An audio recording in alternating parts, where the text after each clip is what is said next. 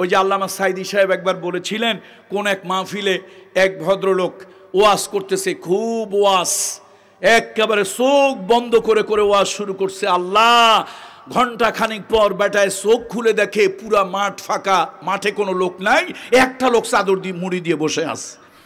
বলল, বাবা, আল্লাহ যা করে ভালোর জন্য করে, এই দামি ওয়াজ কেউ বুঝলো না, তুমি একা বুঝেছো, আসো চাদরটা খড়ো, তোমার মাথায় একটা দম করে দেই, ফু দিয়ে দেই, ঝাড়া দিয়ে দেই।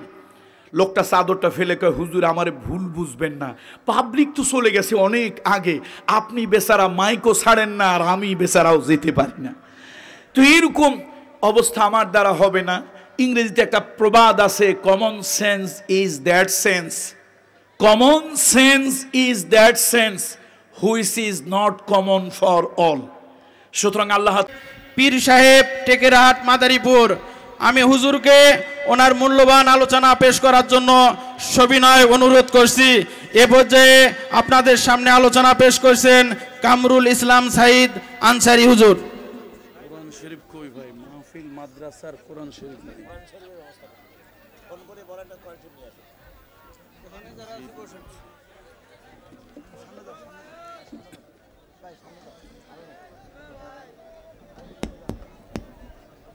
এই মাইকের কে আছে? সাউন্ড মিষ্টি করে দেবে, ইকো দিবে না, সাউন্ড মিষ্টি, ইকো হবে না। আসসালামু আলাইকুম ওয়া রাহমাতুল্লাহি ওয়া বারাকাতুহু। সুবহানাকা লা ইলমা লানা ইল্লা মা 'আল্লামতানা ইন্নাকা আনতাল আলিমুল হাকীম। رب اشرح لي صدري ويسر لي أمري واحلل عقدة من لساني يفقهوا قولي. ربي زدني علما، ربي يسر ولا تعسر وتم علي الخير. نحمده ونستعينه ونستغفره ونؤمن به ونتوكل عليه، ونعوذ بالله من شرور أنفسنا ومن سيئات أعمالنا، من يهده الله فلا مضل له ومن يضلله فلن تجد له وليا مرشدا.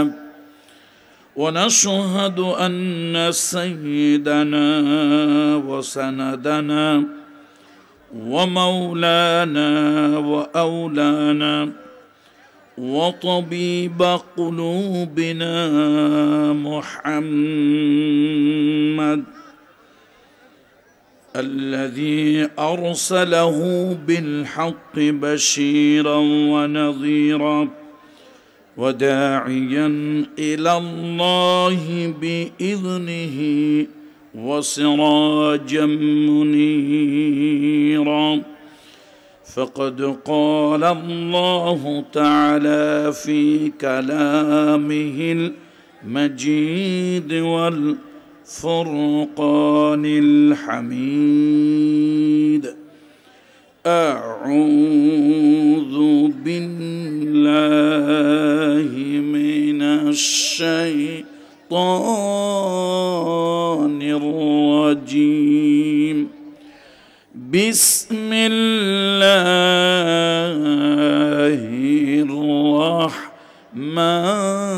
الرحمن الرحيم.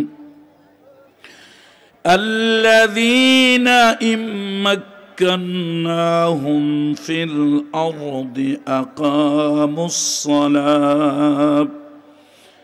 أقاموا الصلاة وآتوا الزكاة وأمروا بالمعروف ونهوا عن المنكر ولله عاقبة الأمور. آمنت بالله إن الله وملائكته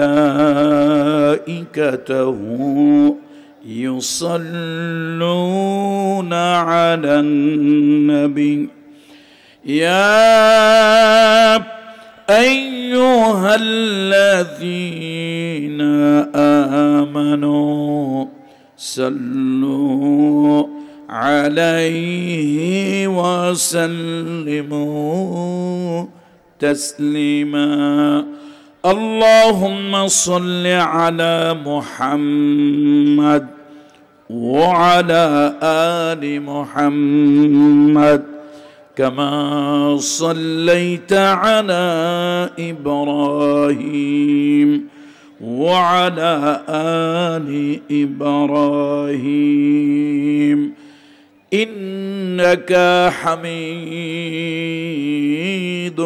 مجيد الحمد لله ثم الحمد لله وأما بعد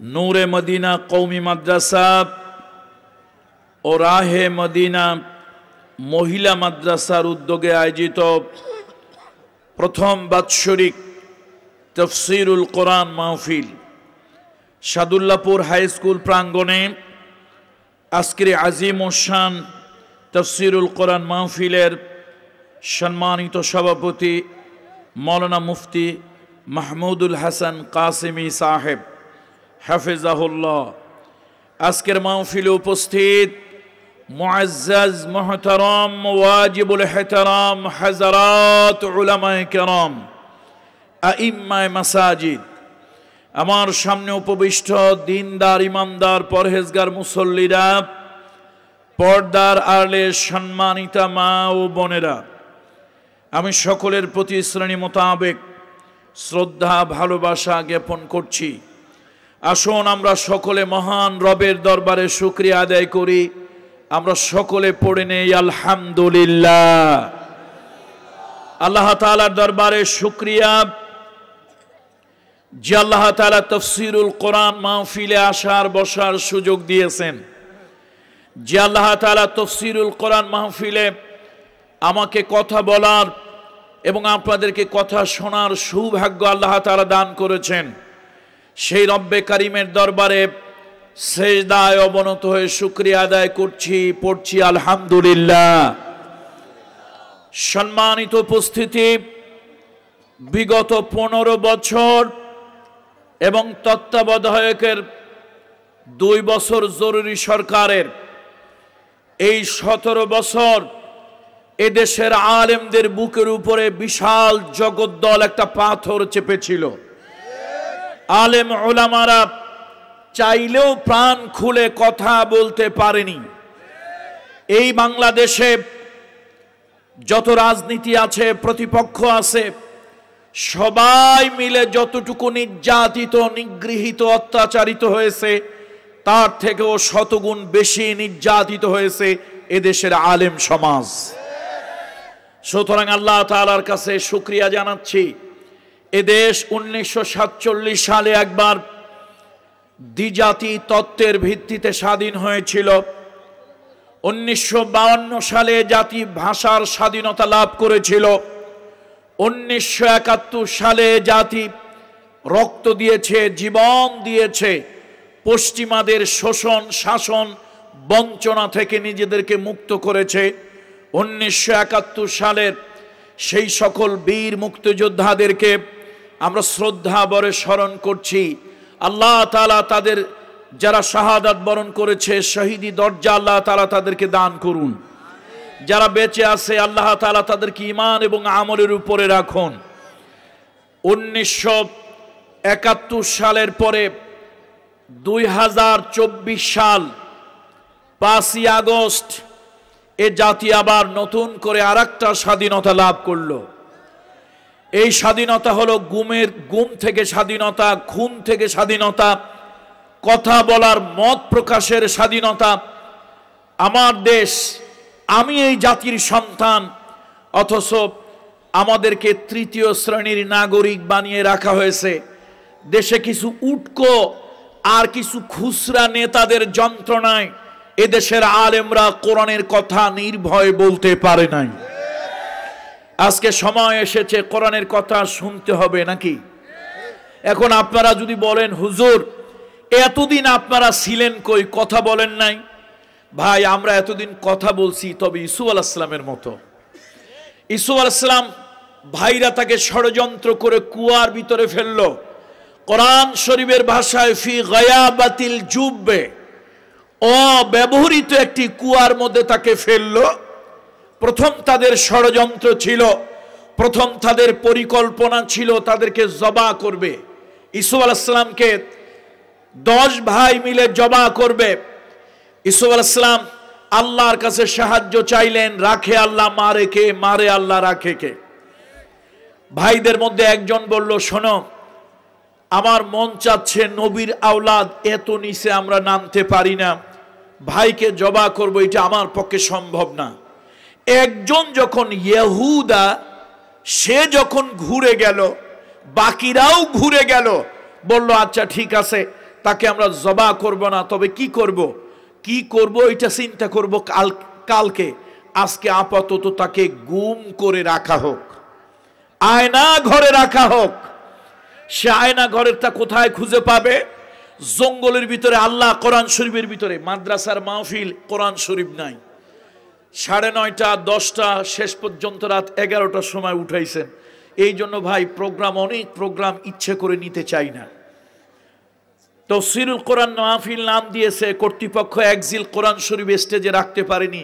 এর থেকে দুর্ভাগ্য কর্তৃপক্ষের জন্য আর কি হতে পারে? আমার তো মনে হয় সোনাবানের কিসার গাজী কালুর পুঁথির নাম দেওয়া দরকার ছিল, তাফসীর মাহফিল না দিয়ে। বন্ধুরা আমার, জঙ্গলের ভিতরে আয়না ঘর কোথায় পাওয়া যাবে? কোরআন শরীফ বলল আয়না ঘর একটা পেল ফি গায়াবাতিল জুব্বে। হাফেজ সাহেবরা কোন জায়গায়?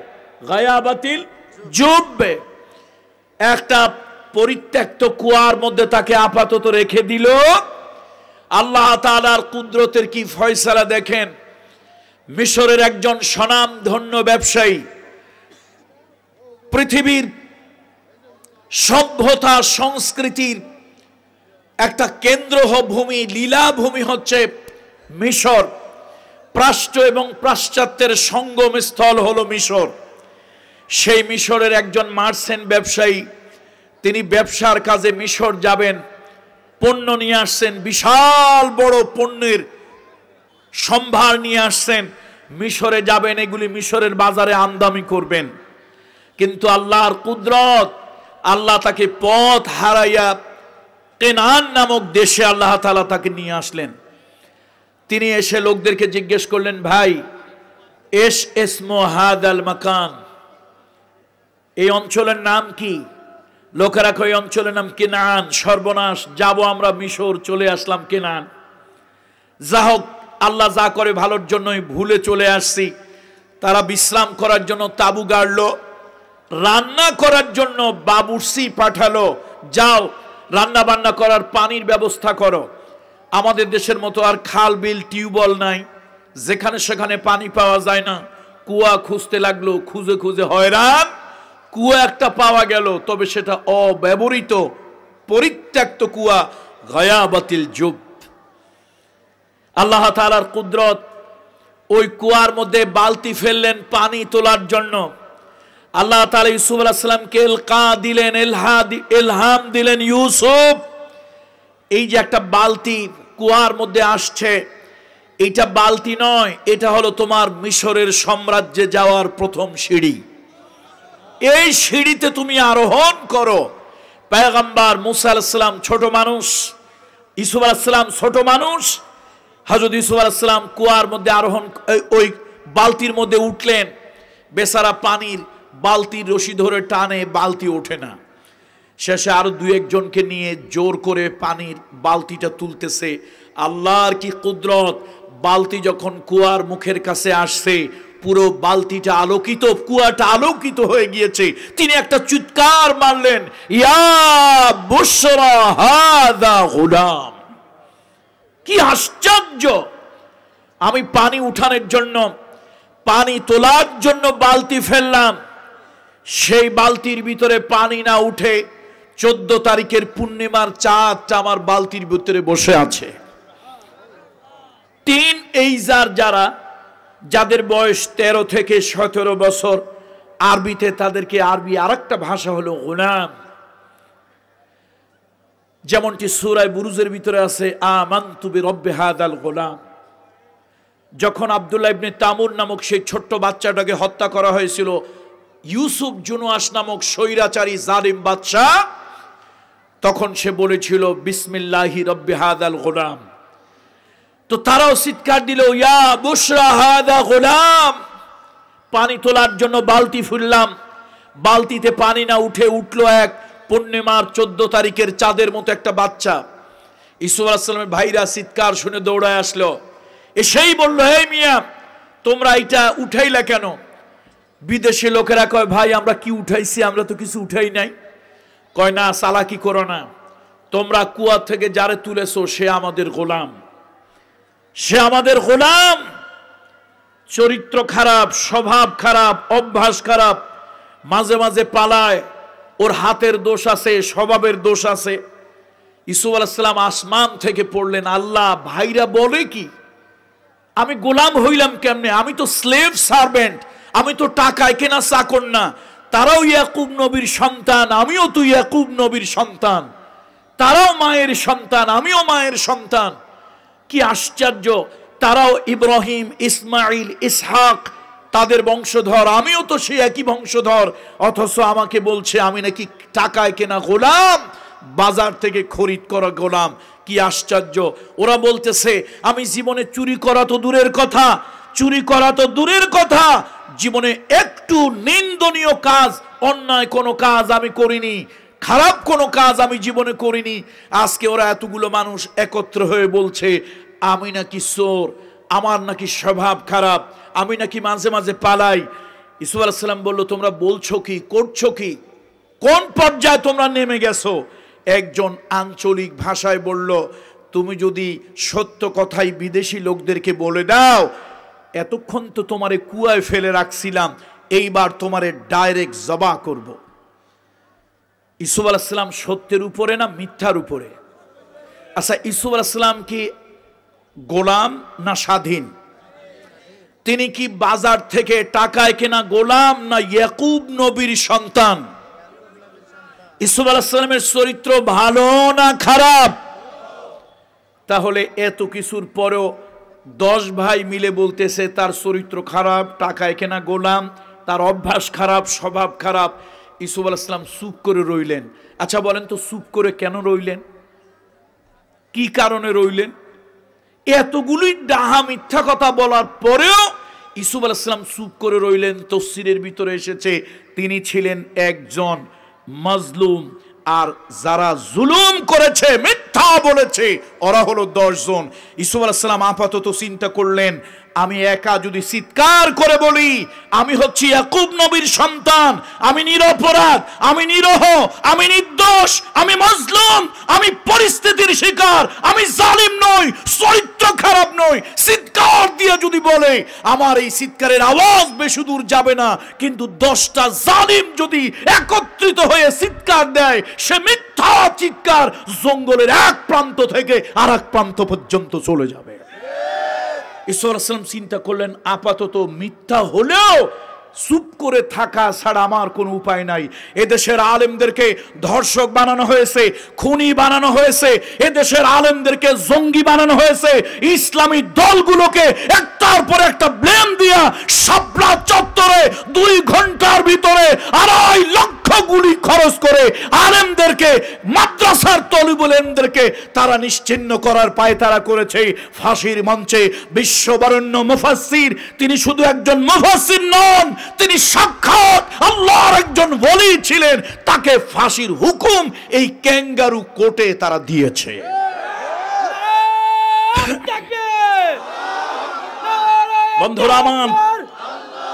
বন্ধুরা আমার, তারপরও কিন্তু আমরা ইউসুফ আলাইহিস সালামের সুন্নাত পালন করে চুপ ছিলাম। তার কারণ চুপ করা ছাড়া এদেশের রেডিও, এদেশের টেলিভিশন, এদেশের পেপার, এদেশের পত্রিকা, এদেশের মিডিয়া, এদেশের পাতি নেতা, এদেশের সাথী নেতা, এদেশের চরিত্রহীন নেতা, এদেশের ধর্ষক নেতা, এদেশের ব্যাংক ডাকাত নেতা, এদেশের কালোবাজারি নেতা, এদেশের বেগম পাড়ায় বাড়ি বানানোর নেতা, সব ডাকাতগুলি একত্রিত হয়ে আমাদের বিরুদ্ধে কথা বলেছে। ইউসুফ আলাইহিস সালামের মতো তখন চুপ করে থাকা ছাড়া আমাদের আর কোনো রাস্তা ছিল না।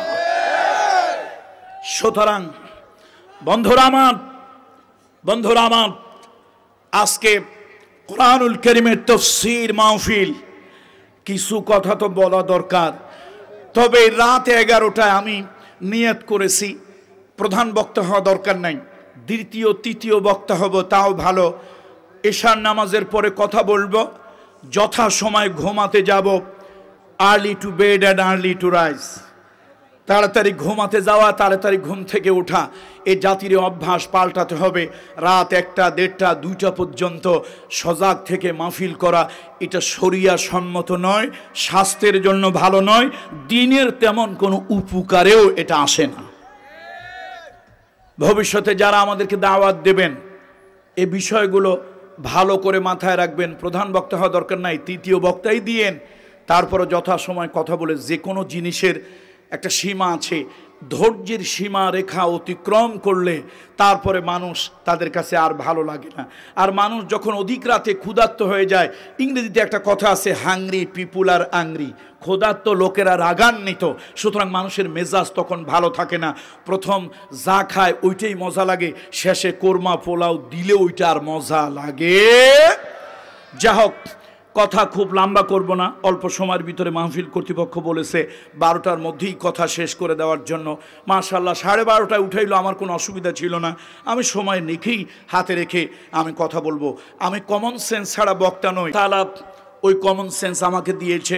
আমি একেবারেই সময় ক্ষেপণ করব না, একটু অতিরিক্ত সময় যাব না। আজকে তাফসীর নয়, শুধুমাত্র একটু অনুবাদ, ভাবার্থ, ভাব অনুবাদ, একটি বিস্তারিত অনুবাদ আপনাদের সামনে করব। কোরআনুল কারীমের সূরা আল হজ, কোরআনুল কারীমের সূরা আল হজ এর 41 নম্বর আয়াতে কারিমা আপনাদের সামনে আমি তেলাওয়াত করেছি। আল্লাহ তাআলা মদিনায় যখন ইসলাম কায়েম হলো, মক্কায় মুহাম্মদ রাসূলুল্লাহ নির্যাতিত ছিলেন, মদিনায় গিয়ে আল্লাহর হাবিব ইসলাম কায়েম করেছে। তবে আমার দেশের মতো নয়, মক্কায় মুহাম্মদ রাসূলুল্লাহ সাল্লাল্লাহু আলাইহি ওয়াসাল্লাম নির্যাতিত ছিলেন, মদিনায় গিয়ে আল্লাহর নবী ইসলাম কায়েম করেছে। তবে আল্লাহর নবী ইসলাম কায়েম করেছে, শুধু ইসলাম কায়েম করেননি, নবীজি সমতা বজায় রেখেছেন। আল্লাহর নবী যখন মদিনায় তিনি প্রেসিডেন্ট হলেন, বিশ্বনবী মদিনায় যখন তিনি প্রেসিডেন্ট হলেন, মদিনার রাষ্ট্রের যখন তিনি দায়িত্ব গ্রহণ করলেন, নবীজি এই দুনিয়ায় যাদেরকে ভালোবাসতেন তাদের ভিতরে সব থেকে ভালোবাসার একজনের নাম হলো ফাতেমা বিনতে মুহাম্মাদুর রাসূলুল্লাহ সাল্লাল্লাহু আলাইহি ওয়াসাল্লাম। মা খাদিজাকে নবীজি ভালোবাসতেন, আম্মা জান আয়েশাকে রাসূলুল্লাহ ভালোবাসতেন, কিন্তু সবার থেকে অধিক ভালোবাসতেন রাসূলুল্লাহ তার কন্যা ফাতেমাকে।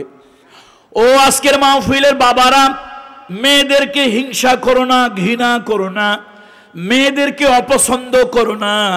আমার দিনের নবী ছেলেদের তুলনায় মেয়েদেরকে দিনের নবী অধিক ভালোবেসেছেন। ফাতেমা একদিন আল্লাহ রসুলের কাছে এসে বলল, আব্বাজান, আমি সংসারের কাজ করি, কুয়া থেকে পানি উঠাই, আমি গম পিষে আটা তৈরি করি, আমি জব পিষে ছাতু বানাই, সংসারের কাজ করি। আমি অনেক কাজ করার কারণে আমি ক্লান্ত হয়ে যাই, অসুস্থ হয়ে যাই, ঠিক মতো ইবাদত বন্দেগী করতে পারি না। হে আমার পিতা, হে আমার আব্বাজান, আপনি দয়া করে একটা দাসী, একটা বান্দির ব্যবস্থা করে দেন যে সংসারের কাজ করবে। বিশ্বনবী এত ভালোবাসতেন ফাতেমাকে, আল্লাহর হাবিব এত ভালোবাসতেন ফাতেমাকে। রাসূলুল্লাহ বললেন, মা, আমি মদিনার নতুন রাষ্ট্রের দায়িত্ব নিয়েছি, আমি এখন তোমাকে একটা চাকরানির ব্যবস্থা একটা বান্দি, একটা দাসীর ব্যবস্থা করে দিতে পারবো না।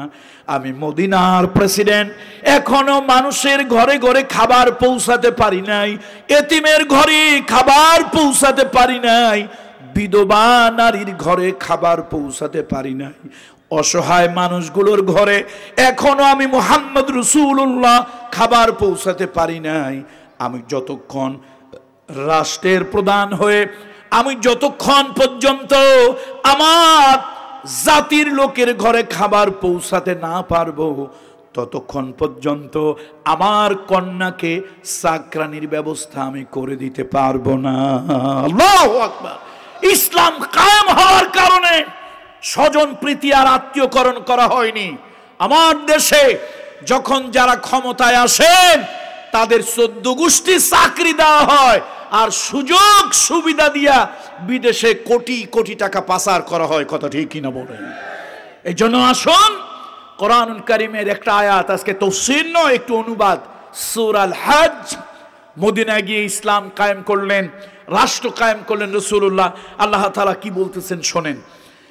আল্লাহ তাআলা বলেন, আল্লাযীনা ইম্মাক্কান্নাহুম ফিল আরদ আকামুস সালাতা ওয়া আতুজ যাকাত ওয়া আমারু বিল মা'রুফ ওয়া নাহাউ আনিল মুনকার ওয়ালিল্লাহি আকিবাতুল উমুর। আল্লাহ তাআলা বলেন, এই দুনিয়ায় আমি যদি কাউকে ক্ষমতা দেই, আমি আল্লাহ রাষ্ট্রের ক্ষমতা যদি কাউকে দান করি, তারা কি করবে? তারা 4টা কাজ করবে। প্রথম হলো আকামুস সালাত, নামাজ কায়েম করবে, ওয়া আতুজ যাকাত, যাকাত বড় লোকদের কাছ থেকে নেবে, গরিব মানুষদেরকে যাকাতটা দেবে, আর ওয়া আমারু বিল মা'রুফ, সৎ কাজের আদেশ দেবে, ওয়া নাহাউ আনিল মুনকার, অসৎ কাজে তারা বাধা প্রদান করবে, আর ওয়ালিল্লাহি আকিবাতুল উমুর, সব কাজের পরিণতি বা ভালো কাজের পরিণাম আল্লাহ তাআলার কাছে।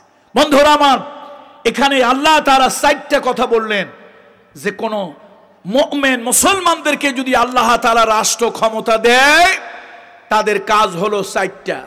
সবাই একটু আওয়াজ দিয়ে বলেন, কয়টা কাজ? প্রথম কাজ হলো কি? নামাজ কায়েম করা। নামাজ কায়েম করা, নামাজ নিজে পড়া, অন্যকে পড়তে বলা, নামাজের পরিবেশ তৈরি করা। আমার দেশের লোকেরা নামাজ পড়ে, এরকম নেতাদেরকে আপনারা এমপি বানান, কয় ঈদুল আজহার 6 তাকবীরের জানাজার নামাজ কালকে হবে। নেতায় কি বলে? ঈদুল আজহার জানাজার নামাজ হয় নাকি ভাই? ঈদুল আজহার জানাজার নামাজ হয়? ঈদুল ফিতরের জানাজার নামাজ হয় না? হয় না। তার মানে কি? ওই এক লোক জানাজায় গেছিল, নামাজ জানাজার শেষে গিয়েই দাঁড়ায় গেছে জানাজার নামাজে। তো কর্মী একজন জিজ্ঞেস করলো, নেতা আপনি যে জানাজায় দাঁড়াইলেন, আপনি কি ওযু গোসল করছেন? কয় রাত বেটা, যেমন জাতের মুদ্দার তেমন জাতের জানাজা। ও আমার দলের মানুষ, জানি আমি ও কেমন ছিল, সুতরাং ও মানুষটা যেরকম, ওর জানাজাও বিনা ওযুতে করছি সেরকম। বন্ধুরা আমার, নামাজ পৃথিবীতে সব পয়গাম্বার, প্রথম পয়গাম্বার, প্রথম মানুষ আবুল বাশার আদম সফিউল্লাহ নামাজি ছিলেন। নামাজ আল্লাহ তাআলা তার উপরে ফরজ করেছিল। প্রত্যেক নবীর শরীয়তে নামাজ ছিল, সালাত ছিল প্রত্যেক পয়গম্বরের শরীয়তে। তবে এক এক শরীয়তের হয়তো কিছু ভিন্নতা ছিল, কিন্তু সব শরীয়তে আল্লাহ তাআলা সালাতকে ফরজ করেছিলেন। আল্লাহ তাআলা বলেন, আমি যদি কোনো মুসলমানদেরকে রাষ্ট্র ক্ষমতায় দেই, মুসলমানরা ভোট দিয়া অথবা পরামর্শ করে মাজলিসে শুরার ভিত্তিতে কাউকে যদি রাষ্ট্র ক্ষমতা দেয়, প্রথম কাজ কি করবে? কথা বলেন না, আওয়াজ দেন। প্রথম কাজ কি করবে? নামাজ কায়েম করবে। হযরতে লুকমান এই দুনিয়ার ভিতরে সব থেকে দামি যিনি, এই দুনিয়ার ভিতরে দামি ওয়াজিন, যার থেকে বড় ওয়াজিন পৃথিবীতে কেউ ছিল না। আমরা ডক্টর জাকির নায়েকের কথা জানি, অনেক বড় দিনের দায়ী, সারা দুনিয়া তাকে চিনে। আমরা আহমদ দিদাদের কথা জানি, সারা দুনিয়া তাকে চিনে। আমরা বাংলাদেশি মানুষ, আমাদের আল্লামা দেলোয়ার হোসেন সাইদি, শহীদ দেলোয়ার হোসেন সাইদি, সারা দুনিয়া তাকে চিনে। শ্রদ্ধা মুজাদ্দেদে আলফে সানির হাতে হাত দিয়ে তার কাছে বায়াত হয়ে তার সোহবতে গিয়ে উনি একজন ভালো মানুষ হয়ে গেলেন, ফেরেশ একজন চরিত্রবান মানুষ হয়ে গেলেন। তিনি কি করলেন? 5 ওয়াক্ত বা জামাত মসজিদে গিয়ে ইমামের পিছনে, আলেমের পিছনে জামাতে নামাজ পড়ার জন্য তিনি একটা মসজিদ তৈরি করলেন। কিন্তু রাজা বাদশাদের প্রোটোকল আছে, তাদের একটা নিয়ম আছে, 5 বেলা তিনি মসজিদে যাবেন, সেনাবাহিনী তাকে পাহারা দিয়ে নিয়ে যাবে। এটা তার কাছে ভালো লাগলো না। তিনি দেওয়ানে আম থেকে আন্ডারগ্রাউন্ডে একটা রাস্তা তৈরি করলেন মসজিদ পর্যন্ত, অর্থাৎ তারে যেন পাহারা দিয়ে নেওয়া না লাগে। 5 ওয়াক্ত নামাজ আজান হলেই তিনি যেন বা জামাত মসজিদে গিয়ে ইমামের পিছনে জামাতের সাথে তাকবীরে উলার সাথে আদায় করতে পারেন। সেই ছোট্ট মসজিদটা আমি তবলিগ জামাতের মার্কাজ সেই নিজামিয়াতে গেলাম। ওখানে নিজামউদ্দিন আউলিয়ার যে কবর আছে জিয়ারত করতে গেলাম, কিন্তু গিয়ে দেখি সেখানে শিরক আর বেদাতে ভরা। মন চাইলো আচ্ছা ঠিক আছে একটু দাল কেল্লায় যাই। মোগলদের স্থাপত্য আজকে পৃথিবীতে ওয়ার্ল্ড হেরিটেজ। সেখানে গেলাম, যেই মুসলমানদের জিনিস দেখাইয়া, মুসলমানদের কাজ দেখাইয়া India crore crore dollar income করে, তারা এত ছোট আত্মার যে ওই দেওয়ানে আমের ছোট্ট মসজিদটা তারা আটকায় রেখেছে। আমি ওযু করে গিয়েছিলাম যে আসরের সালাতটা আমি ওখানে আদায় করব। আমি দেখলাম মসজিদকে আটকানো। তো চিন্তা করলাম ওযু যখন আছে, আমি একজন মুসাফির, 2 রাকাত সালাত অন্তত মসজিদের আঙিনা একটু আদায় করে নেই, নামাজে দাঁড়াবো, নিয়াত বাঁধবো। এমন সময়ে আমাকে লোকেরা এসে সরিয়ে দিল, ওখানকার গার্ডেরা আমার উপরে ক্ষিপ্ত হলো। জিজ্ঞেস করলাম কারণ কি? কয়েকখানে নামাজ পড়া নিষেধ। মনে মনে চিন্তা করলাম, বেটা আমার মুসলমানদের স্থাপত্য দেখাইয়া হাজার হাজার কোটি ডলার ইনকাম করো, আর আমার মুসলমানের মসজিদটা তোমরা আটকায় রেখেছো, বন্ধ করে রেখেছো। তোদের মতো জালিম, তোদের মতো হিপোক্রেট, তোদের মতো ধোঁকাবাজ পৃথিবীতে ইসরায়েল ছাড়া দ্বিতীয় আর একটা নাই। কথা ঠিক কিনা বলেন বন্ধুরা আমার? এই জন্য মুসলমান, আমরা অন্য ধর্মাবলম্বী ভাই বোনেরা যদি আমার মাইকের আওয়াজ শোনেন, ভালো করে শুনে রাখেন, আমরা মুসলমান অন্য ধর্মের লোকদের ধর্মীয় অধিকার, নাগরিক অধিকার, মানবিক অধিকার আমরা আদায় করি। আমার কোরআন বলেছে, একটা অমুসলিমকেও যদি তুমি রাস্তার পাড়ে পড়ে থাকতে দেখো, সেই মানুষটাকে মানবিক হাত বাড়িয়ে দাও, তাকে তুমি সাহায্য করো, তাকে তুমি বাঁচতে সাহায্য করো। ওমান আহইয়াহা ফাকান্নামা আহইয়ান নাস জামিআ। তুমি যদি একটা মানুষ রাস্তার পাশে, বাজারের ধারে একটা গরিব, দুঃখী, ভুভুক্ষ, ক্ষুধার্ত, ইবনু সাবিল, রাস্তায় অ্যাক্সিডেন্ট হওয়া একটা মানুষকে তুমি যদি বাঁচতে সাহায্য করো, সে হোক হিন্দু, হোক বৌদ্ধ, হোক খ্রিস্টান, হোক আওয়ামী লীগ, হোক বিএনপি, হোক জাসদ, হোক জাতীয় পার্টি, হোক জামাত, হোক হেফাজত, একটা মানুষকে যখন তুমি মানবিক হাত বাড়িয়ে দিয়ে বাঁচতে সাহায্য করবে, আল্লাহর কোরআন বলছে ফাকান্নামা আহইয়ান নাস জামিআ। তুমি যেন तमाम দুনিয়ার সব মানুষকে বাঁচায় দিলে যে সওয়াব হতো, আল্লাহ তাআলা তোমার আমলনামায় ওই সওয়াব লিখে দিলেন। সুতরাং আমরা অমুসলিমদের মানবিক অধিকার বিশ্বাস করি, বলেন করি কিনা? অমুসলিমদের নাগরিক অধিকার স্বীকার করি, বলেন স্বীকার করি কিনা? এই বাংলাদেশে আমার যেরকম অধিকার আছে, হিন্দু, বৌদ্ধ, খ্রিস্টান, মাইনরিটি যারা আছে, উপজাতি, সংখ্যালঘু যারা আছে, তাদেরও এই বাংলাদেশের আলো বাতাস মাটিতে তাদেরও অধিকার আছে। দে হ্যাভ রাইটস অলসো, তাদেরও আছে। কিন্তু এ দেশে মুসলমান বেশি না অন্য ধর্মের লোক বেশি? তো মুসলমান কত পার্সেন্ট? কত পার্সেন্ট? 90 দরকার নাই, আরো 5 কমায় দেন। কত পার্সেন্ট? আরো 5 কমান। কত পার্সেন্ট? তো 80 বেশি না 20 বেশি? কত বেশি? তোমাদের ডেমোক্রেসির ভাষায়, শোনো, ঢাকা বিশ্ববিদ্যালয়ে পড়াশোনা করেছি, আমরাও ডেমোক্রেসি সম্পর্কে কিছু জানি। তোমাদের ডেমোক্রেসির ভাষায় যদি মেজরিটি গ্রহণ করা হয় তাহলে আমি 92% মুসলমান বললাম না, আমি 80% মুসলমান বললাম। এ দেশে 80% মুসলমানও যদি হয় তাহলে আল্লাহর কালামের বিধান, আল্লাহর ইসলামের বিধান, আল্লাহর দ্বীনের বিধান, রাসূলের সুন্নতের বিধান এ দেশে চলতে পারে না, পারে না। কি মুসলমান হইলা, কি মুসলমান হইলা? তুমি কি উপর দিয়ে মুসলমান, ভিতর দিয়ে মুনাফিক? কেমন মুসলমান তুমি? তোমার মেজরিটি পার্সেন্ট থাকার পরেও এদেশে দ্বীনে ইসলাম কায়েম হতে পারে না। এদেশে হতে গেলেই নাকি দেশটা জঙ্গিবাদের দেশ হয়ে যাবে। তোমরা কথা বললে জঙ্গিবাদ হয় না, তোমরা শাসন করলে জঙ্গিবাদ হয় না, তোমরা আওয়াজ উঠালে জঙ্গিবাদ হয় না। আমরা যদি কথা বললে জঙ্গিবাদ হয়, এর নাম যদি হয় ডেমোক্রেসি, সেই ডেমোক্রেসিকে আমি জোতা পিটা করে বঙ্গোপসাগরে নিক্ষেপ করি। এটা কিসের সাথে ডেমোক্রেসি? আমি কত পার্সেন্ট মুসলমান বলছি? 92 বলি নাই, কিন্তু 92% বলেছি। কত পার্সেন্ট বলেছি? আমি 12 মাইনাস করে দিছি। কেন? কিছু টুপিওয়ালা মুসলমান, ধোকাবাজ মুসলমান, কিছু ধান্দাবাজ মুসলমান, কিছু মুনাফিক মুসলমান, কিছু বাপের কালের জন্মের মুসলমান, এরকম কিছু মুসলমান আছে, ওগুলোরে বাদ দিলাম 12%। তারপরও যদি এদেশে 80% মুসলমান হয়, এ জমিন মুসলমানের জমিন না এ জমিন অন্য কারো জমিন? আমরা অমুসলিমদের অধিকার স্বীকার করি না, করি না? কোরআন অমুসলিমদের অধিকার স্বীকার করে কি করে না? রাসূলুল্লাহ মুসলিমদের সম্মান দিয়েছে কি দেয় নাই? মুহাম্মদ সাল্লাল্লাহু আলাইহি ওয়াসাল্লাম মদিনায় গিয়ে ইসলামী স্টেট কায়েম করলেন। ইতিহাস শুনে রাখুন, ইতিহাস শুনে রাখুন। মুহাম্মদ সাল্লাল্লাহু আলাইহি ওয়াসাল্লাম মদিনায় গিয়ে ইসলামী স্টেট কায়েম করলেন। সাম্প্রদায়িক সম্প্রীতি, অন্য ধর্মের সাথে একটা ধর্মীয় সেতু বন্ধন রচনার জন্য 17 মাস পর্যন্ত মুহাম্মদ রাসূলুল্লাহ বাইতুল মুকদ্দাস মসজিদে আকসার দিকে ফিরে সালাত আদায় করলেন। কত মাস? একটু আওয়াজ দিয়ে বলেন, জোর করে বলেন, কত মাস? 17 মাস পর্যন্ত। এটা অনেক মুসলমানের বাচ্চা জানেও না। অনেক মুসলমানের সন্তান জীবনভর শুধু কদু খাওয়া সুন্নত, জিলাপি খাওয়া সুন্নত, আর ঘুমানো সুন্নত, মিষ্টি পায়াস খাওয়া সুন্নত, খালি এই সুন্নত শুনছো। মাঝে মাঝে যে মাইর খাওয়া সুন্নত তা কিন্তু শোনো নাই। বন্ধুরা আমার, মুহাম্মদ সাল্লাল্লাহু আলাইহি ওয়াসাল্লাম সাম্প্রদায়িক সম্প্রীতি বজায় রেখেছেন।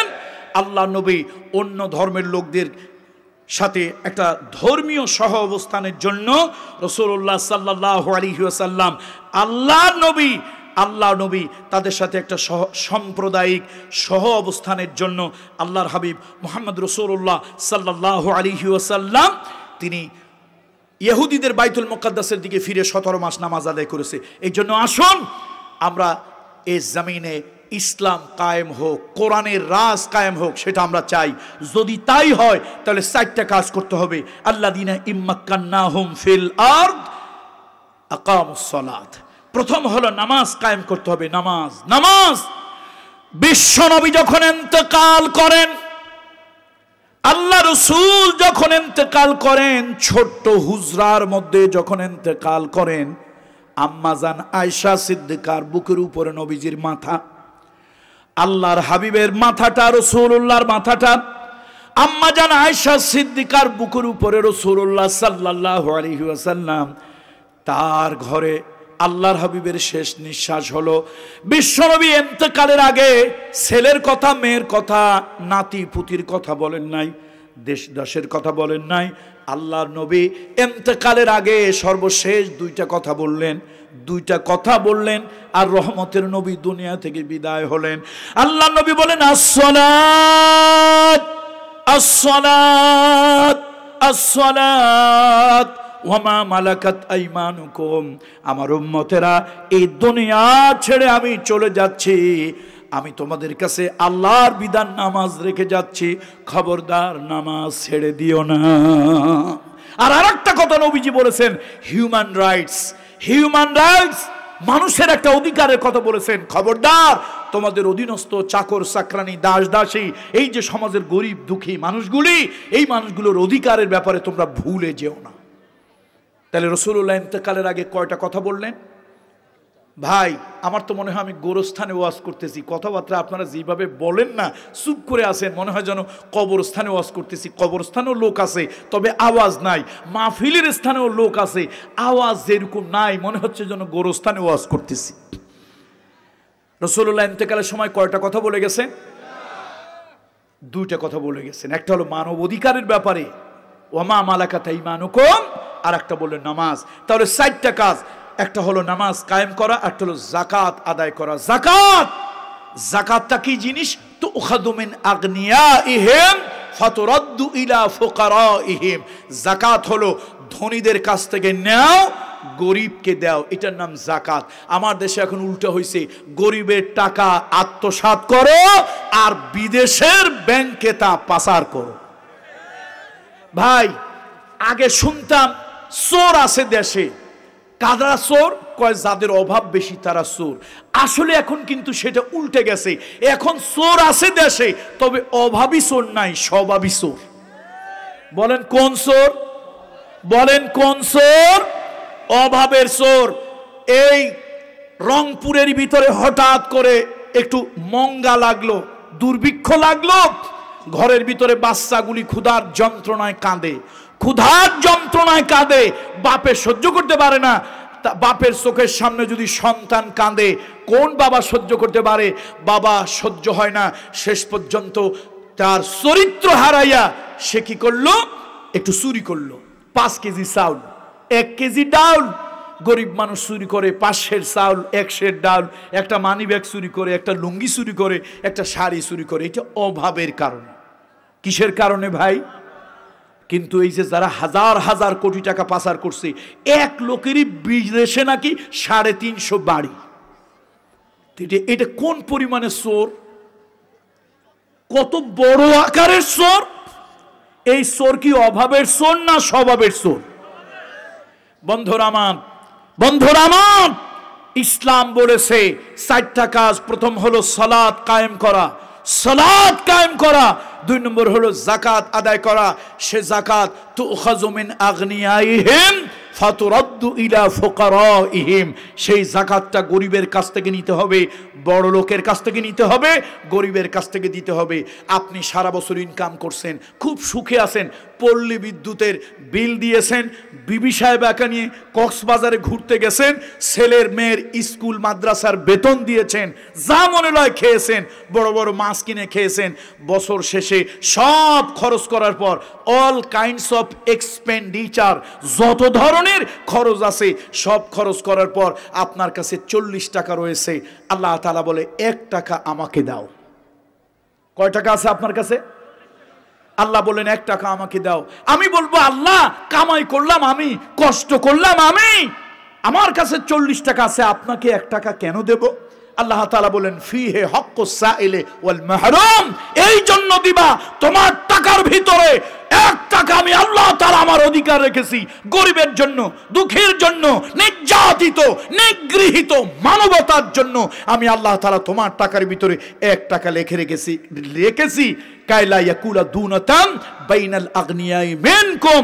এই জন্য রেখেছি ধনী যেন আরো ধনী না হয়, গরিব যেন আরো গরিব না হয়। এটা হলো যাকাত ভিত্তিক অর্থ ব্যবস্থা।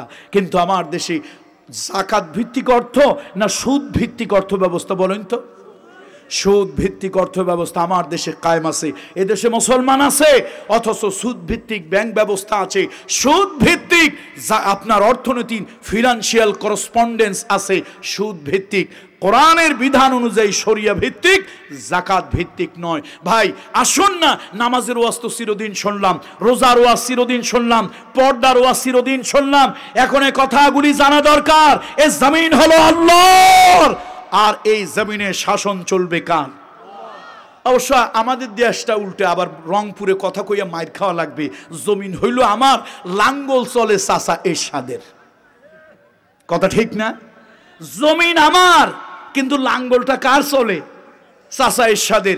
যদি জমিন আমার হয় তাহলে তো অধিকার অনুযায়ী আমার লাঙ্গলই চলার কথা। কথা ঠিক না? কিন্তু আমার লাঙ্গল চলে না। ভাইরা, এই জমিনটা কার? বলেন, চিৎকার দিয়া বলেন, জমিনটা কার? তাহলে এই জমিনে কার হুকুম বিধান চলবে? ইনিল হুকমু ইল্লা লিল্লাহ, জমিন হলো যার, আইন বিধান চলবে তার। আল্লাহ তাআলা বলেছেন মুমিনের দেশে 4টা কাজ হবে। প্রথম হলো সালাত কায়েম হবে, 2 নম্বরে যাকাত হবে। আল্লাহ নবী সাহাবীর যুগে, হযরত ওমরের যুগে যাকাত এমন একটা অবস্থা সৃষ্টি হয়েছে, হযরত আলী রাদিয়াল্লাহু তাআলা আনহুর যুগে, হযরত ওমর বিন আব্দুল আজিজের যুগে যাকাত এরকম হয়েছে। ওই যুগের মানুষের অবস্থা, আর্থিক অবস্থা অনেক বেশি ভালো ছিল না, কিন্তু তাদের মনটা ভালো ছিল। ওমর বিন আব্দুল আজিজের সময় একটা লোক বাজারে বাজারে গিয়ে ঘুরতেছে, ও বাজারের লোকেরা, আমার কাছে কিছু যাকাতের টাকা আছে, যাকাতের টাকা কে নেবে, যাকাতের টাকা কে নেবে। লোকটা একটা লোক খুঁজে পায় না, ওই বাজারের ভিতরে একটা লোক খুঁজে পেল না যেই লোকটা বলবে ভাই আমার যাকাত লাগবে, আমার যাকাত লাগবে, খুঁজে পেল না। লোকটা কি করলো, তার কাপড় চোপড়ের ভিতরে যাকাতের টাকাগুলি ভালো করে বেঁধে নিয়ে রওনা হলো, আর এক বাজারে যাবে, আর একটা হাটে যাবে, আর একটা এলাকায় যাবে। ওই এলাকায় গিয়া হাট বাজারের মধ্যে ঘোষণা করবে ভাই আমার কাছে কিছু যাকাতের টাকা আছে, কে নেবে। লোকটা যেতে যেতে হঠাৎ এক জায়গায় একটু বিশ্রাম নিতে চাইলো, বিশাল বড় একটা পাহাড়ের গুহা, ওই গুহার মধ্যে লোকটা একটু আশ্রয় নিতে চাইলো, একটু বিশ্রাম করার জন্য ঢুকলো। ঢুকে দেখে একজন গরিব মানুষ, ওই গুহার মধ্যে একজন গরিব মানুষ বিশ্রাম করতেছে, জামা কাপড়টা পুরান, তার কাছে একটা বড় গাঁটটি আছে। মনে হলো মাশাআল্লাহ, আল্লাহ তাআলার মেহেরবানি, আমি যাকাতের টাকা দেওয়ার জন্য একজন গরিব মানুষ পেয়ে গেছি। গিয়ে লম্বা একটা সালাম দিল, ভাই আসসালামু আলাইকুম, আপনার মতো একজন গরিব মানুষ আমি তালাশ করতেছি, 3 দিন ধরে বাজারে বাজারে ঘুরতেছি, একজন গরিব মানুষ খুঁজি, আমি আমার কাছে কিছু যাকাতের টাকা আছে, তারে দেব। আল্লাহ যা করে ভালোর জন্য করে, রাস্তায় চলতে গিয়া এই গুহায় বিশ্রাম করতে আসলাম, আর আপনারে পেয়ে গেলাম, নেন আপনি এই যাকাতের টাকাগুলি নেন। বেচারার মেজাজ গরম হয়ে গেল, বেচারার মেজাজ গরম হয়ে গেল। ওই মিয়া সলিমুদ্দিন, তুমি কয়দিন ধরে ঘোরো? কয় 3 দিন। আমি 1 সপ্তাহ করে ঘুরতেছি, তোমার কাছে যাকাতের কত টাকা? কয় আমার কাছে যাকাতের 300-500 টাকা। কয় আমার কাছে যাকাতের 5000 টাকা। 1 সপ্তাহ যাবত ঘুরে বেড়াচ্ছি, যাকাত কে নেবে, যাকাত কে নেবে? যাকাত নেওয়ার মতো মানুষ খুঁজে পাচ্ছি না। বন্ধুরা আমার, ওই যুগের মানুষের 5 তলা 10 তলা বিল্ডিং ছিল না, ওই যুগের মানুষের আপনার আমার মতো বাড়ি গাড়ি ধন দৌলত ছিল না, কিন্তু মানুষ মানসিকভাবে সচ্ছল ছিল, আত্মিকভাবে সচ্ছল ছিল, মনের দিক থেকে সচ্ছল ছিল, তাদের ভিতরে চুরি ডাকাতির প্রবণতা ছিল না। কথা ঠিক কিনা বলুন? এই জন্য মুসলমানের দেশে 4টা কাজ হবে রাষ্ট্রের পক্ষ থেকে। কয়টা কাজ? জোরে বলেন, কয়টা কাজ? আল্লাযীনা ইম্মাক্কান্নাহুম ফিল আরদ আকামুস সালাত ওয়া আতাউজ যাকাত, যাকাত আদায়, ও আমারু বিল মারুফ, সৎ কাজের আদেশ, সৎ কাজের আদেশ। এখন সৎ কাজের আদেশ আছে, দেশে আছে, সৎ কাজের আদেশ আছে। এই যে তবলিগ জামাতের ভাইরা, আমি কিন্তু খুব তবলিগকে পছন্দ করি, মাশাআল্লাহ। তবলিগ জামাতের ভাইরা দাঁড়ে দাঁড়ে মেহনত করে, তারা যেটা দেয় এটা নসিহা, এটা সৎ কাজের আদেশ না, এটা আমর বিল মারুফ নয়। দাওয়াতে তবলিগের মেহনত যারা করেন তারা আমাদের ভাই, তারা আমাদের আপনজন, আমরা তাদেরকে ভালোবাসি, পছন্দ করি, দোয়া করি আল্লাহ তাআলা তাদের এই দাওয়াত, এই মেহনতকে কবুল করেন, বলেন আল্লাহুম্মা আমিন। তারা যেটা দিচ্ছে এটা সৎ কাজের আদেশ নয়, অসৎ কাজের নিষেধ নয়, আমার হলো নির্দেশ দেওয়া।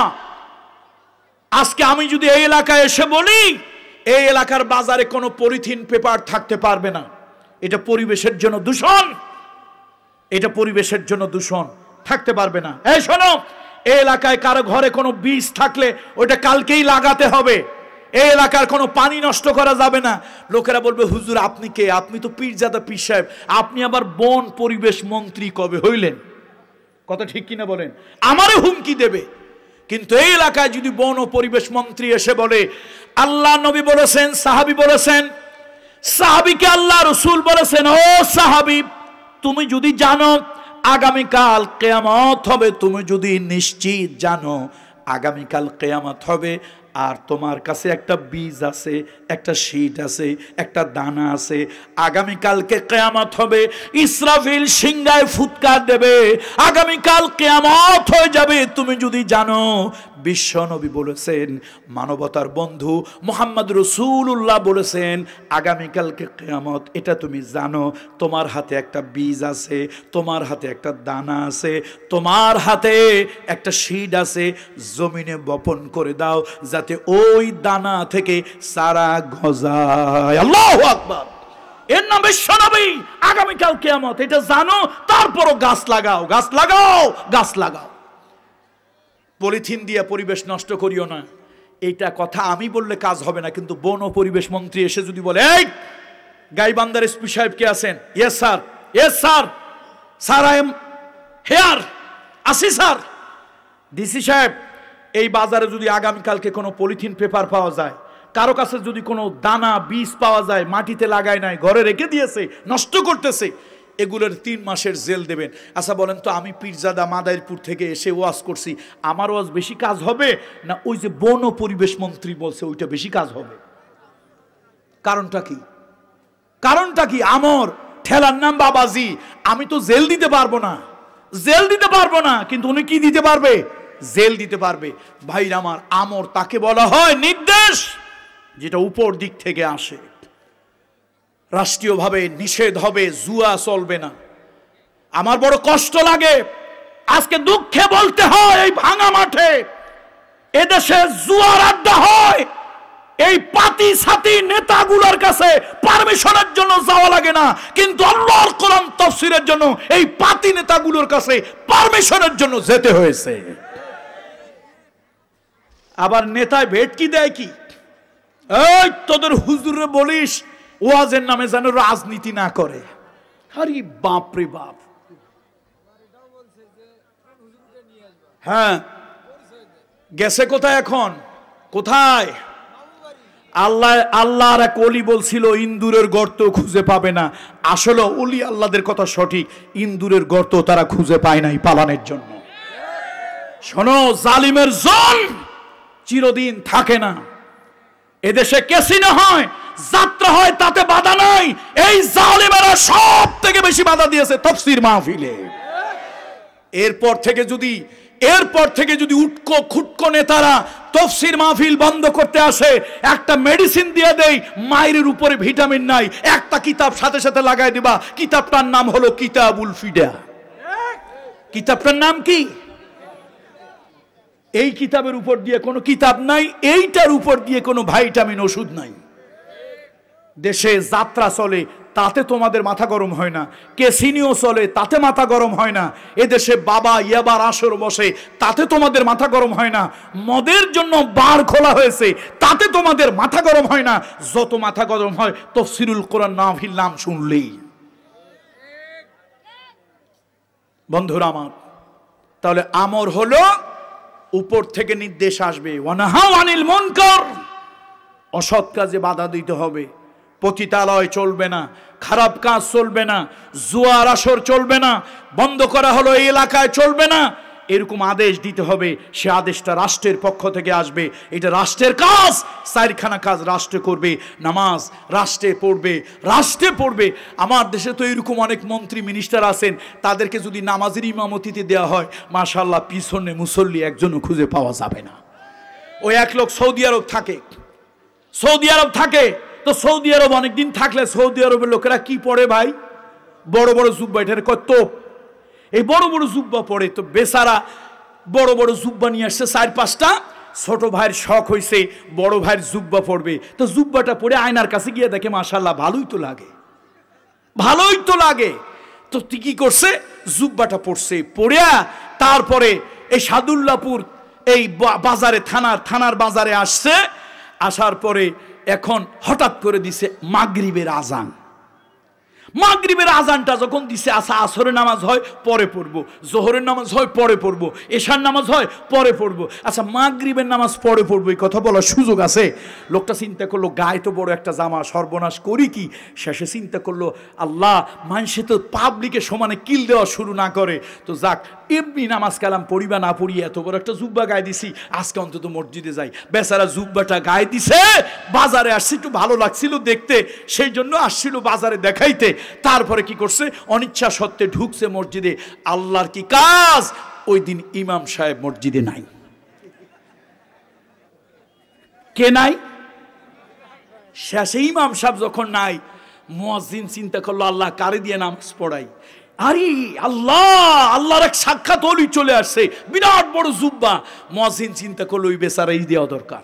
কয় যে হুজুর আজকের ইমামতিটা আপনি করেন। কয় না না আমি করব না। কয় হুজুর আপনি যতই না বলেন আমরা বুঝি বড় ব্যক্তিরা বিনয় প্রকাশ করে, নিজেরা ছোট প্রকাশ করে, আপনি যতই না বলেন কাজ হবে না, নামাজ আপনাকে পড়াতেই হবে। শেষ পর্যন্ত জোরটোর করিয়া বেটারে নিয়ে দিছে, কোনো মতে আলহামদুলিল্লাহ সূরাটা পড়ছে, পড়ে কোনো মতে কাপায় কুপায় সূরা আয়াত যেটুকু পড়ছে, সেজদায় গিয়ে চিন্তা করে আল্লাহ পরের রাকাতে পড়বো কি, সালাম তো যা ছিল শেষ। শেষে কি আর করা, মাথাটা উঠায় দেখে গ্রামের মসজিদ তো, সামনের ওই মেহরাবের পাশ দিয়ে একটু বেড়া ভাঙ্গা। চিন্তা করলো আল্লাহ যাই হোক কপালে, অন্তত আপাতত জীবনটারে বাঁচাই। ওইখান দিয়ে তাড়াতাড়ি ভাগছে। দীর্ঘক্ষণ মুসল্লিরা সেজদায় পড়ে আসছে। এক চালাক মুসল্লি মাথাটার একটু উঁচা করে দেখে সর্বনাশ, ইমাম নাই। কি নাই? ইমাম নাই। ভাইরা আপনারা মাথা উঠান, আমাদের নামাজ কবুল হয়ে গেছে, নিশ্চয় ইমাম বোধহয় আল্লাহর দরবারে কবুল হয়ে আসমানে চলে গেছে। এইরকম অবস্থা আমার দেশে, এরকম অনেক মুসলমানের মন্ত্রী মিনিস্টার আছে যারা ঈদের নামাজ পড়তে গিয়ে জানাজার নামাজ পড়ে, 4 তাকবীর পড়তে গিয়ে 6 তাকবীর, 6 তাকবীর পড়তে গিয়ে 9 তাকবীর পড়ে ফেলে, এই জাতীয় লোক। এই জন্য আসুন, শুধু নিজের নামে মুসলমান বলে দাবি করে চলবে না। আমি কত পার্সেন্ট মুসলমান বলছিলাম? 92 বলি নাই, কিন্তু আপনারা বলছেন 92% মুসলমান। আমি 80% বলেছি, দরকার নাই 92, 80% মুসলমানও যদি হয়, এই মুসলমানদের কয়টা কাজ, কয়টা কাজ। টুপিওয়ালা ভাইদেরকে বলি ভেদাভেদ আর করবেন না। আমার এই বয়সের মধ্যে আমি সব থেকে এখন দেখতেছি আলেমদের ভিতরে ঐক্য বেশি, আলহামদুলিল্লাহ বলেন। বিগত দিনে এরকম কোনোদিন হয় নাই। জালেম ওলামা, টুপিওয়ালা, দাড়িওয়ালা, এই মানুষগুলোর ভিতরে ঐক্যের একটা কাছাকাছি তারা চলে আসছে। আমাদের এই ঐক্যের বন্ধন ধরে রাখতে হবে, এই ঐক্যের বন্ধন ধরে রাখতে হবে। এদেশে আমাদের মাথার উপরে কাঁঠাল রেখে, আমাদের মাথার উপরে কাঁঠাল রেখে বামপন্থী, রামপন্থী, নাস্তিক, মুরতাদেরা খায়, আমাদের মাথা কাঁঠাল ভেঙে খায় ওরা, আমাদের মাথায় লবণ রেখে খায়। সেদিন আর হতে দেওয়া যাবে না। এদেশের 80% মুসলমান জাগ্রত হতে হবে। এদেশে ইসলামের জন্য কাজ করতে হবে। আগামী দিনের যেই রাজ হবে, কোরআনের রাজ আমরা চাই, বলেন ঠিক কিনা? কিসের রাজ চাই? কোরআনের রাজ আমরা চাই। যেই রাষ্ট্রের ভিতরে কোনো মানুষের ডিসপ্যারিটি থাকবে না, মানুষের উপরে বৈষম্য হবে না, ভিন্ন ধর্মের হিন্দু, বৌদ্ধ, খ্রিস্টান, আমাদের কোনো অমুসলিম ভাই বোনেরা নির্যাতিত, নিগৃহীত হবে না। আল্লাহ তাআলা তৌফিক দান করুন, আল্লাহ তাআলা তৌফিক দান করুন। ভাই, যোগ্য লোকদেরকে রাষ্ট্রে নিতে হবে না অযোগ্য লোকদেরকে নিতে হবে? অবশ্য আমরা কিন্তু কিছু অযোগ্য লোকদেরকেও রাষ্ট্রে নেই না, কথা কয় না? সবসময় কি যোগ্য লোকদেরকে আমরা নেই না কিছু অযোগ্য লোকদেরকেও নেই? এই শোনেন, এক বাদশা যাবে বাৎসরিক ভ্রমণে। সেই বাদশা কত বাজে? 12টা? ও আল্লাহ, আচ্ছা ঠিক আছে, তাহলে আজকের মতো আমরা কথা সমাপ্ত করি। আল্লাহ তাআলা আমাদের উপরে রহম করুন, তৌফিক দান করুন, বলেন আল্লাহুম্মা আমিন। বন্ধুরা আমার, যে ও আচ্ছা বাদশার কথাটা শেষ করি। বাদশার ইচ্ছা হলো একটু নৌকা ভ্রমণে যাবে। কোথায় যাবে? নৌকা ভ্রমণে কোন জায়গায় যায় ভাই? পাহাড়ে না নদীতে? সবাই একটু কথা বলবেন। নৌকা ভ্রমণে কোথায় যায়? পাহাড়ে, জঙ্গলে না নদীতে? তো নদীতে একটু ঝড় বৃষ্টির ভয় আছে না নাই?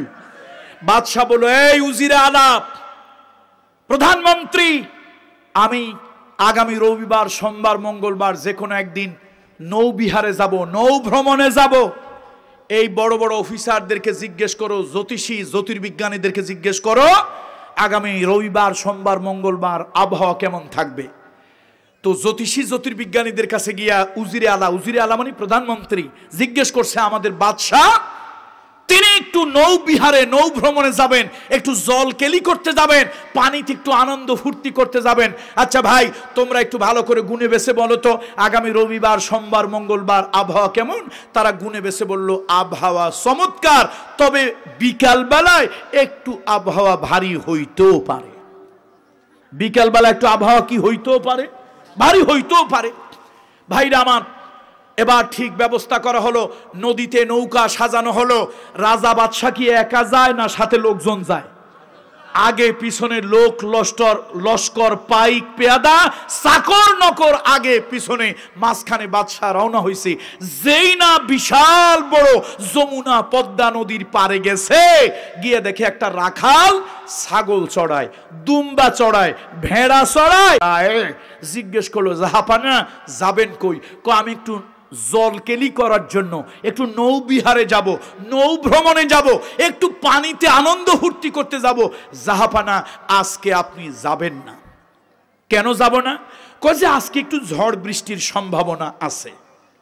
বাদশার মেজাজ গরম হয়েছে, বেটা 50,000 টাকা বেতন দিয়া জ্যোতিষী জ্যোতির্বিজ্ঞানী রাখি, তারা বলছে আবহাওয়া ভালো, আর রাখাল বলছে আবহাওয়া কি? একটু কথা কয় না লোকেরা, রাখাল বলছে আবহাওয়া। তো এই 50,000 টাকার লোকদের কথা মানবো, বেতনের শিক্ষিত লোক, না রাখালের কথা মানবো? ওই যে 50,000 টাকা বেতন দিয়ে যাদেরকে রাখছি ওদের কথাই তো মানবো। বাদশা রাগ হইল রাখালের উপরে, রাগ হইয়া কিচ্ছু বলল না, উঠলো নৌকায়। সারাদিন নদীর মধ্যে আনন্দ চললো, ফুর্তি চললো, নাচ গান সব চললো। বিকাল বেলায় বাদশা ফিরে আসবে, দেখলো আকাশে কালো মেঘের ঘনা ঘটা। এরপরে সন্ধ্যা হতে না হতেই গুড়ি গুড়ি বৃষ্টি। রাতের বেলায় শুরু হলো মুষলধারে বৃষ্টি। বাদশা ভিজলো তো ভিজলো, একেবারে কাউয়া ভেজা হয়ে গেল। কোন ভেজা? কাউয়া ভেজা। আচ্ছা, এখন বাদশার মেজাজ ঠান্ডা না গরম? বৃষ্টিতে ভিজে বাদশার মেজাজ গরম। বাদশা কিচ্ছু বলল না, মেজাজ গরম, চলে গেল রাজবাড়িতে। কোনো মতে রাতটা রইল, জ্বর হইল, ঠান্ডা সর্দি হইল। সকাল বেলায় বাদশাই রাজ চেয়ারে বসলো। এই উজিরে আলাপ, তোমার ওই জ্যোতিষী জ্যোতির্বিজ্ঞানী ওদেরকে ডাকো। সবাই ভয় ভয়ে আসলো। এই বেটা, এত টাকা বেতন দেই, করছিস কি?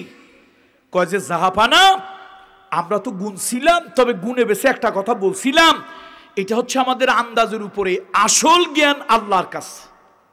আসল জ্ঞান কার কাছে? তবে আল্লাহর দেওয়া জ্ঞান অনুযায়ী আমরা তথ্য উপাত্ত ঘাটাঘাটি করে বলেছি আবহাওয়া ভালো থাকবে, তবে বিকালের দিকে আবহাওয়া একটু ভারী হবে, এটা বলছিলাম। আরে বেটা, তোদের কথা ঠিক হয় নাই, ওই রাখালের কথা কেমনে ঠিক হইলো? এই গোয়েন্দারা, ওই রাখালে ধরে নিয়ে আসো।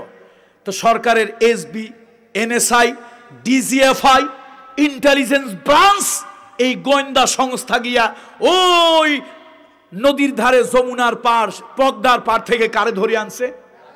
রাখাল বেটারে ধরে আনছে। রাখাল তো ভয়তে অস্থির, না জানি আজকে তার কি হয়। বাদশা কয়, বেটা তোর কথা সঠিক হইল, আমি চাই তোরে আমার এই রাজ দরবারে একটা চাকরি দেব। এখন রাখাল কয়, স্যার আমারে চাকরি দেবেন? আমি তো জন্মের মতো মূর্খ। কয়, বেটা তুই মূর্খ হইলে কি হবে, তোর কথা তো সঠিক হয়েছে। কয়, স্যার আজকে যে ঝড় বৃষ্টি হবে এই কথা তো আমি বলি নাই, বলছে আমার ছাগলে। কে বলছে? বাদশা কয়, ছাগলে কেমনে বললো? কয়, হুজুর আমার যখন ছোট্ট বয়স তখন আমার বাপ মারা গেছে। আহারে গরিব মানুষ, আমার মা দুঃখিনী, মা জননী জনম দুঃখিনী, আমারে নিয়ে কেমনে বাঁচবে? শেষে এক মুরব্বীর কাছে গেছে, মুরব্বী কয়, কান্দিস না, যা তোর এই বাচ্চাটার একটা ছাগল চড়ানোর চাকরি দিলাম, সারাদিন মাঠে আমার ছাগল চড়াবে, ওরে আমি এই বেতন দেব, তাই দেওয়ার সংসার চলে যাবে। তো হুজুর সেই যে ছোটবেলার থেকে জীবন জীবিকার তাগিদে নদীর ঘাড়ে, নদীর ধারে, সমুদ্রের পাড়ে আমি ছাগল, ভেড়া, দুম্বা, বকরি এগুলি চড়াই। হুজুর দীর্ঘদিনের অভিজ্ঞতা, যদি হঠাৎ আকাশে কোনো ঘনঘটা মেঘের ঘনঘটা হয়, ঝড়োয়া তুফান, টর্নেডো, সাইক্লোন, বৃষ্টি, ঝড় ইত্যাদি যদি আসে, তাহলে আমার ভেড়া ছাগল দুম্বাগুলি ভ্যাঁ ভ্যাঁ করে খালি ডাকে আর ঘন ঘন মতে। ভ্যাঁ ভ্যাঁ করে কি আর তো আজকে ওদের ভ্যাঁ ভ্যাঁ ডাক আর ওই মুদ শুনে মুদ মোতা দেখে আমি বুঝে ফেলছি, নিশ্চিত আমি ডিটারমাইন্ড হয়েছি যে আজকে ঝড় হবে, বৃষ্টি হবে। এই জন্য বলছিলাম বাদশাকে তোরা যাই বলিস, আমি কিন্তু আসল শিক্ষিত পাইছি। এই উজিরে আলা 10টা চেয়ার খালি কর, ওইখান থেকে 10টা ছাগল ধরে নিয়ে এই চেয়ারে ছাগল বসা, আমি আসল শিক্ষিত পাইছি। আজ থেকে আমার রাজ্যের অফিসার হলো ওরা। সে বাদশা দুনিয়া থেকে ভাই বিদায় হয়েছে, কিন্তু বিগত 15 বছর আমরা যাদেরকে এমপি মন্ত্রী বানাইছি অনেকেই চেয়ারে ওই ছাগল মার্কা ছিল, যোগ্যতা ছিল না, তবে কোথায় বসছিল? চেয়ারে বসছিল। এই জন্য আসুন এ জাতির সজাগ হতে হবে। কত পার্সেন্ট মুসলমান বলছি? তাহলে আপনাদের কি দায়িত্ব? জমিন কার? জমিন কার? কামরুল ইসলাম সাইদ আনসারীর জমিন নয়, এ জমিন জামাত ইসলাম হেফাজত ইসলামের নয়, এ জমিন আওয়ামী লীগ বিএনপির নয়, এ জমিন কোন সম্প্রদায়ের নয়। জমিন কার? আল্লাহর জমিন। আইন চলবে কার? আর সে আল্লাহর আইনের কথা কইলি তোমার মাথার মধ্যে একটা ঠাডা পড়ে, ব্যাপার কি? আল্লাহর আইনের কথা কইলি তোমার মাথার উপরে সাইডে ঠাডা পড়ে, ব্যাপারটা কি? এই জন্য আসুন আগামী দিনে ওই চেয়ারে কোনো ছাগল পাগল বসানো যাবে না। আগামী দিনে কি বসানো যাবে না? 4টা কাজ যারা করার ওয়াদা করবে, নামাজ নিজে পড়বে, নামাজ কায়েম করবে, যাকাত আদায় করবে, যাকাত ভিত্তিক অর্থনীতি চালু করবে, অন্যায় কাজে বাধা দেবে। মান রাআ মিনকুম মুনকারান ফালইউগাইয়িরহু বিয়াদিহি ফাইন লাম ইস্তাতি ফাবিলিসানিহি ফাইন লাম ইস্তাতি ফাবিকলবিহি যালিকা আযআফুল ঈমান। যারা নাকি অন্যায় অসত্য দেখবে, জুলুম দেখবে, জালিম দেখবে, নৈরাজ্য দেখবে, সন্ত্রাস দেখবে আর ধর্ষণ চাঁদাবাজি দেখবে, তারা প্রতিরোধ করবে, উল্টায় দেবে। যদি না পারে জবান দিয়ে প্রতিবাদ করবে, যদি তাও না পারে তাহলে দিলে দিলে ঘৃণা করবে।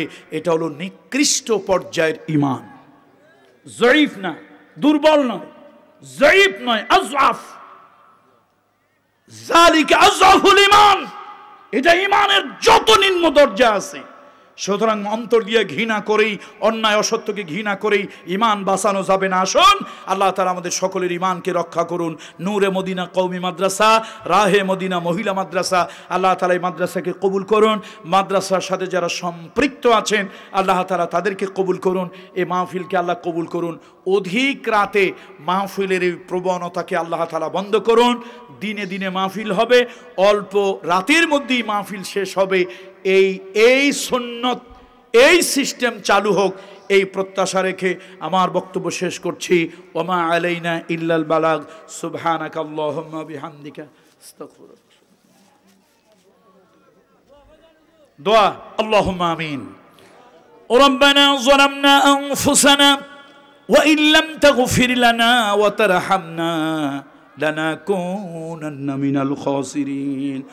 ربنا لا تزغ قلوبنا بعد إذ هديتنا وهب لنا من لدنك رحمة إنك أنت الوهاب। আল্লাহ তাআলা দুটি মাদ্রাসার উদ্যোগে আয়োজিত আজকের এই বিশাল তাফসীরুল কোরআন মাহফিল তুমি কবুল করে নাও। আল্লাহ তাআলা এই মাহফিলের সংবাদ সোনার মদিনায় পৌঁছায়া দাও।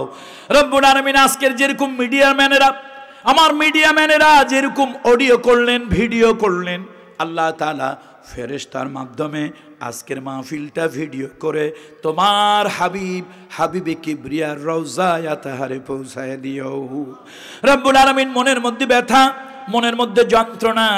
আবু জাহাল তোমার রসুলকে দেখলো, আবু লাহাব তোমার রসুলকে দেখলো, মক্কার জালিম কাফেরেরা তোমার হাবিবের গায়ে যারা পাথর মারলো, ওই জালিমেরা তোমার রসুলকে দেখলো, কিন্তু উম্মত হয়ে আমরা তোমার রসুলকে দেখতে পারলাম না। রব্বুল আলামিন তোমার দরবারে ফরিয়াদ করি, আল্লাহ তামাম জীবনের ভিতরে একদিনের জন্য হলেও, একবারের জন্য হলেও স্বপ্নের ভিতরে রাসূলুল্লাহর সঙ্গে দেখা করা নসিব করে দিও। মক্কা যাওয়ার তামান্না, মদিনা জিয়ারতের বাসনা যাদের দিলের মধ্যে আছে, সোনার মক্কা মদিনা তুমি জিয়ারত নসিব করে দিও। এই এলাকায় যত মুর্দেগানরা কবরে শুয়ে আছে, আল্লাহ তাআলা কবরে যদি কোনো আযাব থাকে দয়া করে তুমি আযাব মাফ করে দিও। মাহবুদ, আমরা যারা হাত তুললাম 5 ওয়াক্ত নামাজি আমাদেরকে বানায় দাও। আল্লাহ তাআলা যত নারী পুরুষ আজকের মাহফিলে আসলো সকলকে 5 ওয়াক্ত নামাজি বানায় দাও। হুজুরি কলবে নামাজ পড়ার তৌফিক দাও। আল্লাহ নামাজি মুসলমান বানাও, যাকাত আদায় করনেওয়ালা মুসলমান বানাও। আল্লাহ হকের পক্ষে যেন থাকতে পারি, সত্যের পক্ষে যেন থাকতে পারি। জেল আসুক, জুলুম আসুক, অন্যায় আসুক, প্রয়োজনে ফাঁসির রশি যদি জালিমেরা গলায় তুলে দেয়, আল্লাহ তাআলা তারপরেও যেন হকের পক্ষে সত্যের পক্ষে থাকতে পারি, অন্যায় অসত্যের বিরুদ্ধে যেন কথা বলতে পারি, সেই তৌফিক তুমি দান করো। আল্লাহ আমাদেরকে নামে মুসলমান নয় কাজে মুসলমান বানাও। আল্লাহ মুনাফিকি যত খাসলাত আছে, নিফাকি যত খাসলাত আছে আমাদের মধ্যে, আল্লাহ তাআলা ওই মুনাফিকি খাসলাতগুলি তুমি দূর করে দাও। আল্লাহ আজকের মাহফিলের আয়োজকদের প্রতি রহম করো, শ্রোতাদের প্রতি রহম করো। মিডিয়ার যেই সকল বন্ধুরা, বিভিন্ন দূর দরাজ থেকে মিডিয়ার যে সকল বন্ধুরা আসলো, আল্লাহ তাআলা আমার ওই বন্ধুদেরকেও হেফাজতে রাখিও, দ্বীনের খিদমত করার তৌফিক দান করিও রব্বুল আলামিন। আয় আল্লাহ তাআলা, আমরা কিছুই চাই না, আমরা অধম গুনাহগার। আজকের মাহফিলে যারা আসলাম বসলাম, আল্লাহ যে কোনো উদ্দেশ্য নিয়ে যারা আসছি, কিয়ামতের দিন জান্নাতের ভিতরে আমাদের জন্য একটু জায়গা করে দিও। সুবহান রাব্বিকা রব্বিল ইজ্জাতি আম্মা ইয়াসিফুন ওয়া সালামুন আলাল মুরসালিন ওয়ালহামদুলিল্লাহি রাব্বিল আলামিন। আসসালামু আলাইকুম ওয়া রাহমাতুল্লাহ। সম্মানিত উপস্থিতি।